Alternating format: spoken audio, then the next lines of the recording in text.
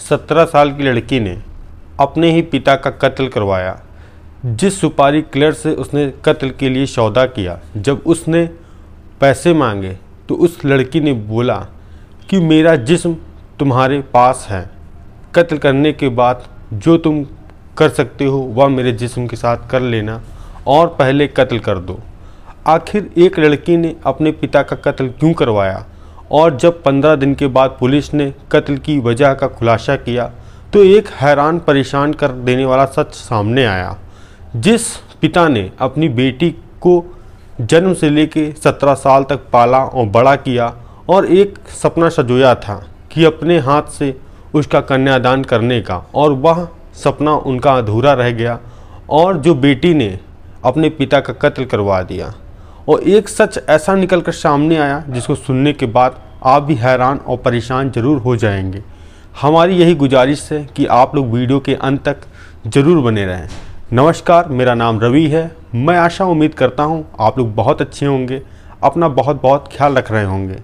अगर आप लोग हमारे चैनल पर नए हो तो सब्सक्राइब बेल आइकन ज़रूर दबाएँ, जैसा कि जुर्म की कहानी आपके बीच डेली पहुँचती रहें। ये सच्ची घटना है। मध्य प्रदेश का एक ज़िला है ग्वालियर। ग्वालियर के पास एक थाना है जिसका नाम है घाटीपुर थाना। उसी के पास एक इलाका है जिस इलाके का नाम है तृप्ति नगर। तृप्ति नगर में एक परिवार रहता था जिसके मालिक का नाम था रविकांत दुबे और उनकी पत्नी भारती, और एक उनकी 2 बेटी थी। बड़ी बेटी जिसका नाम तृप्ति, छोटी बेटी 17 साल की थी, उसका नाम मैं काल्पनिक लूँगा तो उसका नाम रूपाली, और उनका बेटा 11 साल का जिसका नाम था रूपेंद्र। अच्छा खुशहाल परिवार था। और जो रवि दत्त दुबे थे उनकी सरकारी विभाग में क्लर्क पद पे नौकरी थी और 58 साल उम्र, 2 साल बाकी थे। 2 साल के बाद वो प्लान कर रहे थे कि जब मैं रिटायर हो जाऊंगा उसके बाद ऐसा कौन सा धंधा, ऐसा कौन सा बिजनेस करूं जैसा कि मेरा टाइम जो है वह भी व्यस्त में रहूं और उसके बाद परिवार की जो ज़रूरतें हैं वो भी पूरी होती रहें। और जो उनकी बड़ी बेटी थी तृप्ति, जिसका नाम तृप्ति है, जिसकी उम्र 30 साल, उसकी 2 साल पहले उन्होंने शादी कर दी थी।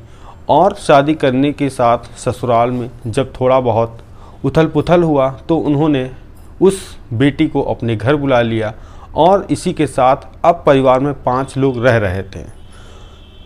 परिवार खुशहाल क्योंकि बहुत बढ़िया चल रहा था। जो बेटी छोटी थी वो भी स्कूल जाती थी, बेटा वो भी स्कूल जाता था। और इसी के बाद एक तारीख आती है, जो तारीख थी 4 अगस्त 2021। जो रवि दत्त दुबे थे वो ऑफिस से निकलते हैं घर की ओर। शाम के करीब 6 बजा था, जो कि ऑफिस जो कि उनका 10 से 12 किलोमीटर जो तृप्ति नगर इलाके से था। जब वह 7 बजे अपने घर पहुंचते हैं, घर आते हैं तो घर में आने के बाद चाय नाश्ता करते हैं। चाय नाश्ता के बाद मोबाइल चलाते हैं। मोबाइल चलाने के साथ साथ टीवी देखते हैं। जो घर में पत्नी थी भारती, वो रात के समय के खाने की तैयारी में जुट जाती हैं। और जो बड़ी बेटी थी, अब रात के लगभग 9:30 बज चुके थे। जो रवि दत्त दुबे हैं और उनके परिवार वाले नीचे डाइनिंग टेबल पर सभी लोग खाना खाते हैं। खाना खाने के बाद अब 10:30 हुए थे। रवि दत्त दुबे अपने कमरे में ऊपर सोने के लिए चले जाते हैं। जो बाकी उनकी 2 बेटियां और बेटी और एक माँ भारती, वो लोग नीचे कमरे में जाकर सो जाते हैं। अब रात धीरे धीरे बढ़ रही थी। तभी एक समय आता है 2 बजे। 2 बजे तभी 2 गोली चलने की आवाज़ आती है। जो भारती गहरी नींद में सो रही थी पत्नी, तभी वह तुरंत चौंकती है, उठती है और देखती है ऊपर किसी व्यक्ति की चिल्लाने की आवाज़ आ रही है। वह जीनों से दौड़ते हुए रवि दत्त दुबे के कमरे में जाती है। देखती है जो उनके पति हैं वह घायल अवस्था में नीचे पड़े हैं और उनके सीने से खून निकल रहा है। जैसे ही वह देखती है जोर जोर से चिल्लाने लगती है कि मेरे पति को क्या हो गया, क्या हो गया। तभी जो उसकी बड़ी बेटी थी तृप्ति और छोटी बेटी और बेटा, ये लोग भी जग जाते हैं। जग के तुरंत ऊपर ये भी दौड़ते हैं। देखते हैं पापा बहुत ही घायल अवस्था में नीचे पड़े हैं। मम्मी चिल्ला रही हैं। घर के सभी सदस्य बिल्कुल फपक फपक के रोने लगते हैं। यह आवाज़ इतनी तेज़ थी, जो रवि दत्त दुबे के घर के आसपास के जितने लोग थे वह रात में ही आके उनके घर में पहुंच जाते हैं और घटना के बारे में पूछते हैं। जो पत्नी कहती है रात का समय था, मैं अचानक उठी, आवाज़ चलने की, गोली की आवाज़ आई, जैसे देखा तो ये बिल्कुल घायल अवस्था में थे। अब जब लोग वहाँ पे जमा हो गए, जमा होने के साथ साथ तभी वहाँ पे जो लोग इकट्ठा थे उन्होंने अपना फ़ोन निकाला। फ़ोन के निकालने के साथ जो वहाँ का थाना था, जिसका नाम था घाटीपुर थाना, वहाँ पे फ़ोन किया कि जो रवि दत्त दुबे हैं इन्होंने अपना सुसाइड कर लिया है।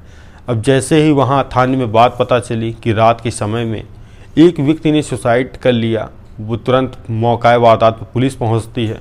पुलिस देखती है, मुआयना करती है और पूछताछ करती है।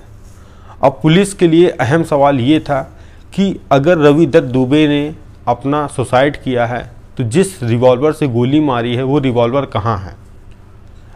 ज़्यादातर यही होता है कि अगर कोई व्यक्ति सुसाइड गोली से करता है तो गोली भी उसके आसपास होनी चाहिए, मगर पुलिस वालों को वहाँ कोई गोली नहीं मिलती है। तो पुलिस वाले इधर उधर झांक के देखते हैं कि कमरे में किधर खिड़की हैं और किधर रास्ते हैं, कि व्यक्ति कहाँ से गोली मार सकता है। तो उस कमरे में इत्तेफाक की बात ये थी कि कोई खिड़की नहीं थी।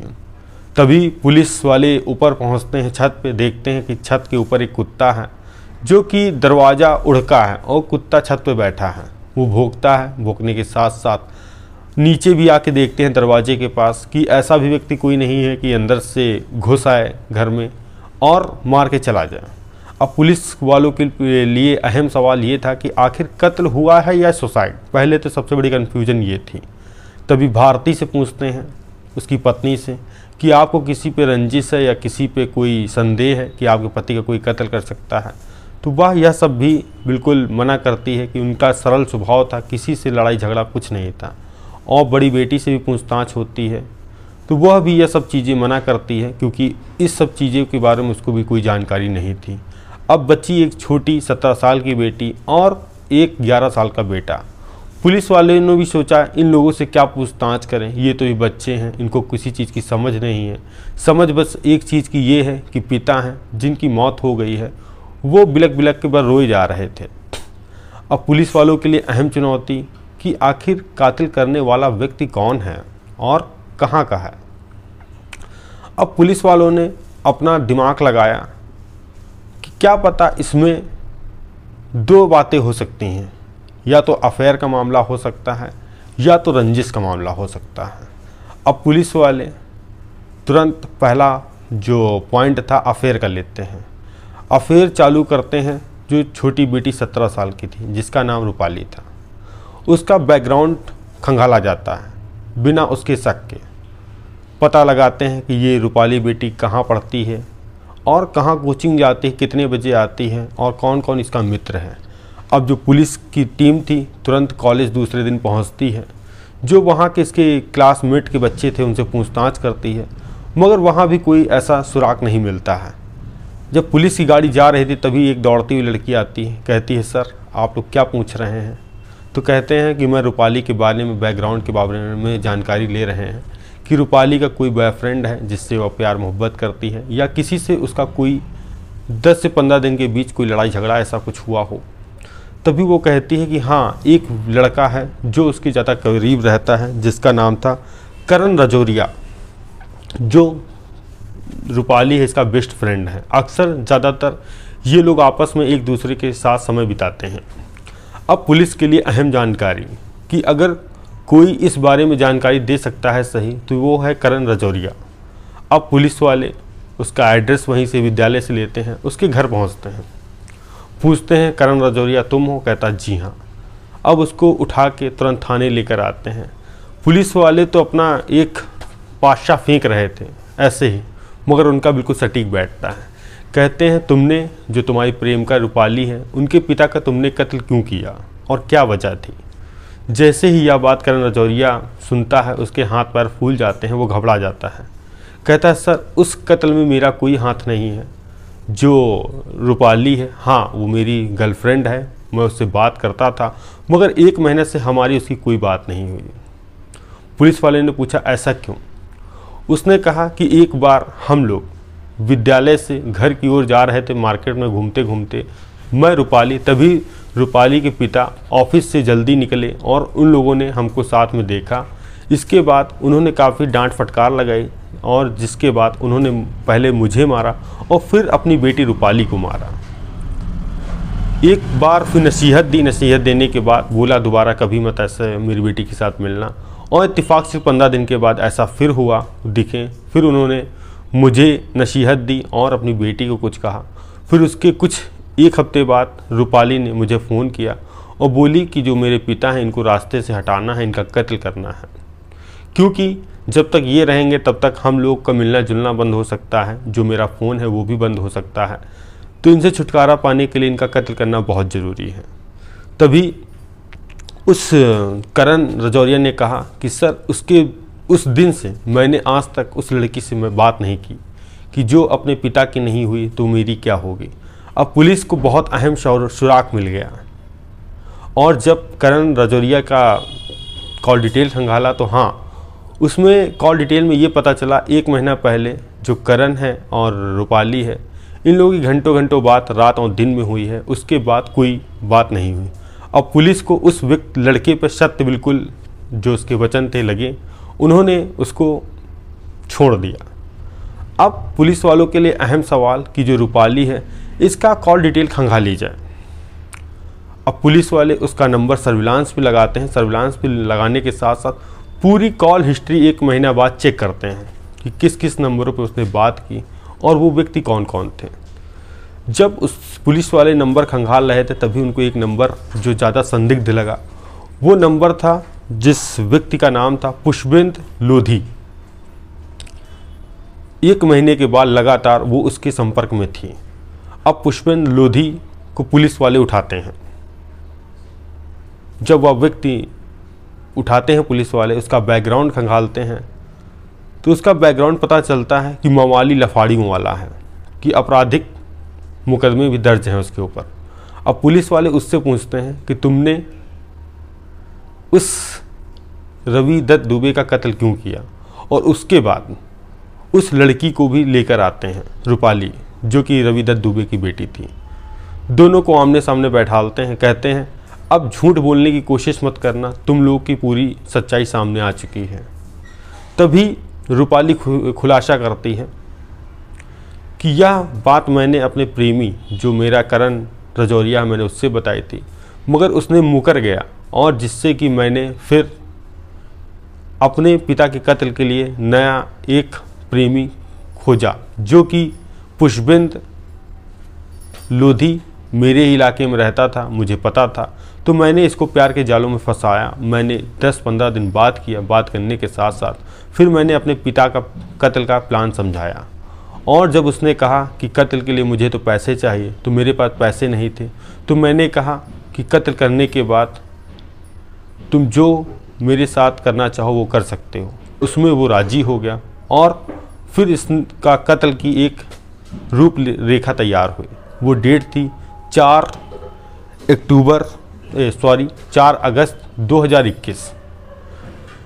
रात के समय सभी लोगों ने खाना खाया। खाना खाने के बाद जो वो पुष्पेंद्र लोधी था वो 10 बजे का इंतज़ार कर रहा था कि जैसा ही 10 बजे मैं गेट बंद करने आऊँगी तुमको मैं अंदर ले आऊँगी, और जो कुत्ता था उसको छत पे ले जाके छोड़ दिया और घर वालों के खाने में नींद की गोली खिला दी, क्योंकि किसी की नींद न टूटे, क्योंकि जब ये घर में अंदर घुसेगा ऊपर चढ़ेगा आवाज़ सुन के कोई उठ न सके।